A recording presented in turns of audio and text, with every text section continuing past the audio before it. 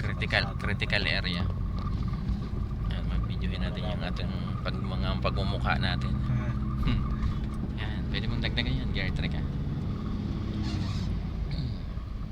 Yan. Hindi ka na siya nililiko pa kanan. Tulak lang pala. Tulak-tulak lang yan ha. Ako nalilito eh. Ano ko, kailangan ko siya pa kanan.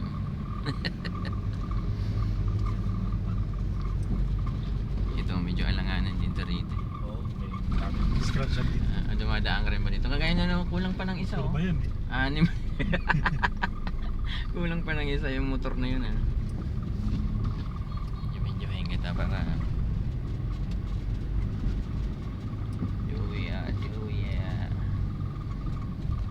ito talaga, nung minsan dito nag-curve kami ng estudyante ko rito.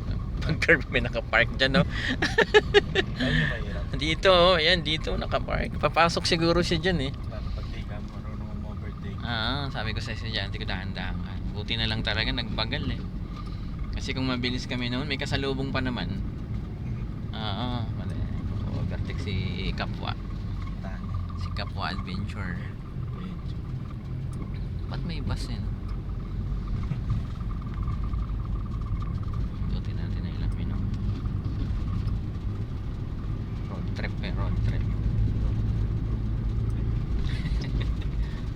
Sama ko doon lang ako sa Paradise. Hindi na alam, nagkakalisada na ako. Yeah. Pag mga ganyan sila, yan, Gerto yan. Yo. Wala nang power eh. Mararamdaman mo rin kasi.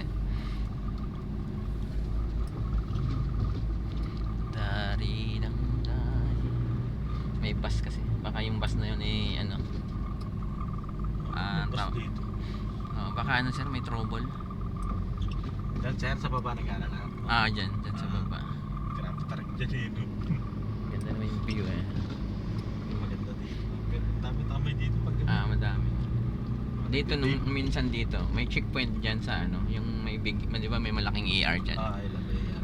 Dumaan kami ng estudyante ko rito. Tapos may L300 sa likod namin. Yan, gigil na gigil mag-overtake. Yan, pag tapat namin dyan, yung delivery na yan dyan. Overtake siya ngayon. Eh, andun yung checkpoint sir. Nakikita na namin. Sabi ko sa estudyante, dahan-dahan ka, may checkpoint. Overtake. Sumakto siya dyan sa rumble strip tawag dyan eh. Yan. Huli siya. Hinuli siya ng ano, kasi sinabihan siya ng pulis, wala kang respeto, nag-aaral yung ano mo. Ano ba ibig sabihin? Hindi niya masagot siguro. Narinig ko sa kanya sa pulis, lisensya mo pahinga. Sabi ko dun sa estudyante ko, overtake ka naman. Baka madamay tayo dyan.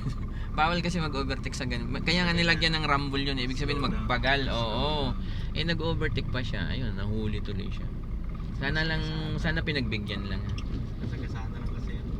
Kaya kasi pag nahuli ka ng pulis dito sir sa San Jose, ang bagsak niyan sa ano, Malolos. Hindi ba dito sa may munisipyo? Hindi, pag enforcer. Oo. Pero pag checkpoint tas pulis, ano yun, sa Malolos mo tutubusin yun. Ito. Layo. Yan yung mahirap. Kaya nga.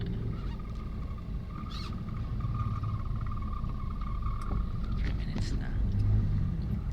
Sobrang abala talaga eh. Balik kami na. Okay, sige lang. Si teacher. Teacher yan? Teacher yan ah. Short lang siya.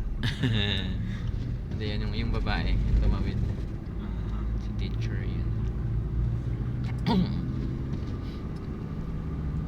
Yan, gear trail yun. Practice ah. Mamaya manual yung bibili mo, mag-gear to ka lang lagi.